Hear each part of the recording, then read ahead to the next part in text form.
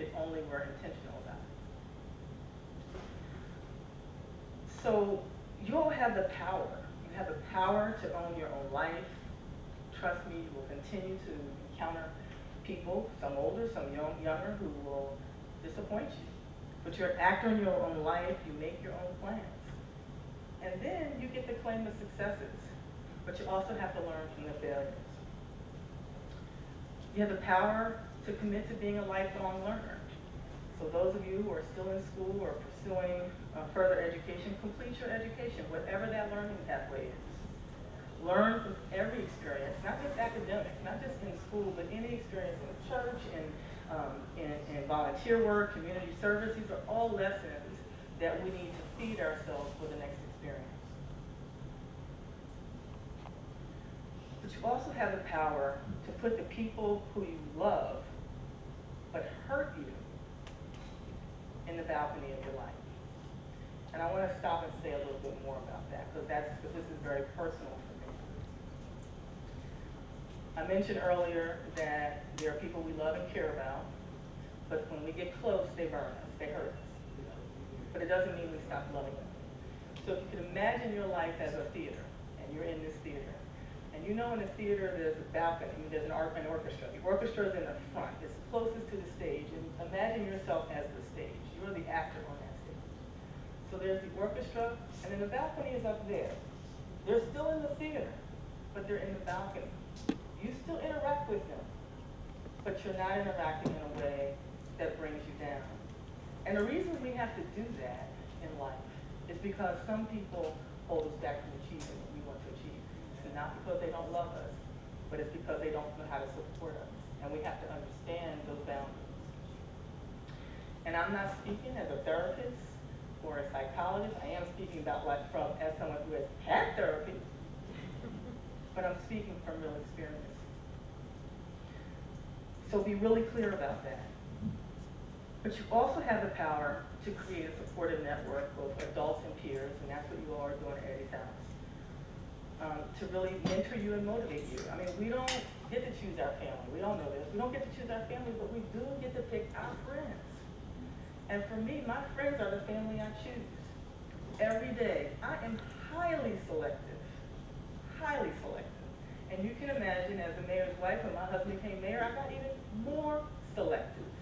In fact, I dug a trench around me and my family, just kind of rhetorically, not a trench, but, and I put gators in it. And I said, nobody's getting out of my network, and nobody's getting deeply in, because I had to protect me. It doesn't mean that I'm not a fulfilled and happy person. It doesn't mean I'm not a friendly person, but it's what I had to do to protect me. But I'm very clear that my selection of friends not just reflects me, but supports me. And so picking them is really critical. But when you think about adults, particularly professionals that you meet, these folks are your lifeline. They're your lifeline to the real world. They can connect you to employment, to college, to scholarships, to trade school, whatever it is you want to focus on. So every adult you meet who you think cares about your future, spend some time getting to know them. Doesn't mean you have to tell them all your story. Doesn't mean they have to tell you all their story. But put those people who really evolve into your friends on speed dial. Because those are the folks, when you're feeling really great about what happened today, you're going to call them.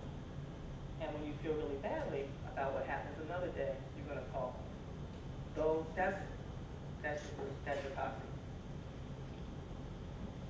You also have the power to listen, pause, and think, no matter the situation.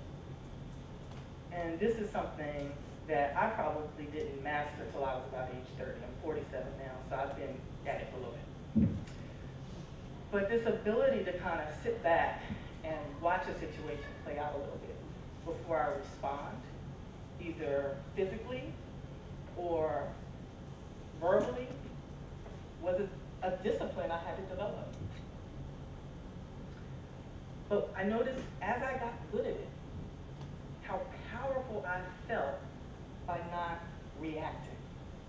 Because I didn't let the situation or the thing or whatever someone said take my power of how I was going to react or respond away from me, because I felt like that's my personal thing. That belongs to me.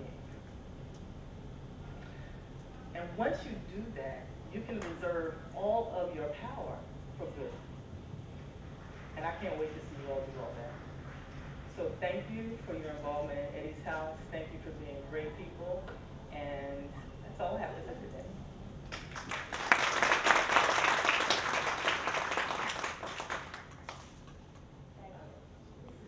She has gifts. I do have a little gift. This is a birdhouse.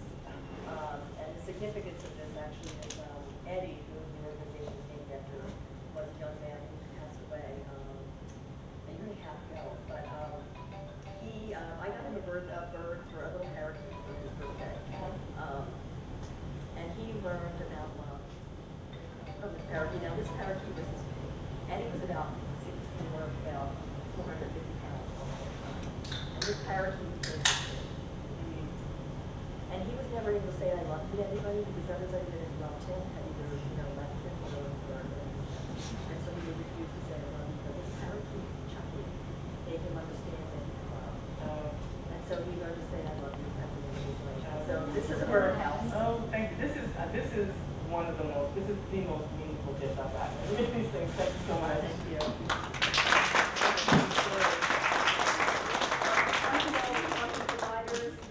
Again, ask them the hard questions, get what you need, and then let me know who you want here the next time we do this. Thank you.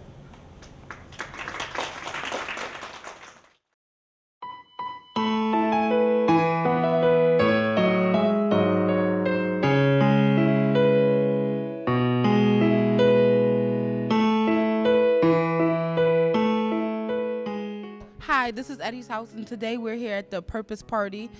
We had a couple guest speakers today and organizations that came out. We just want to say how thankful we are for their participation in this and how important and meaningful it was to us. And we're just really excited about this. I had a chance to speak with Lisa Nutter, and she is very funny, very hilarious. I went to the vineyards, got some information. It was very helpful. Hope some of them come back again. For this to be our first annual Purpose Party, it was definitely a success. And I do hope and wish that more people come and be a part of Eddie's House in the long run, or at least come to the Purpose Party, because I think it's going to reach out to a lot of people. I think that this is definitely something that Eddie would have been proud of, having his name on.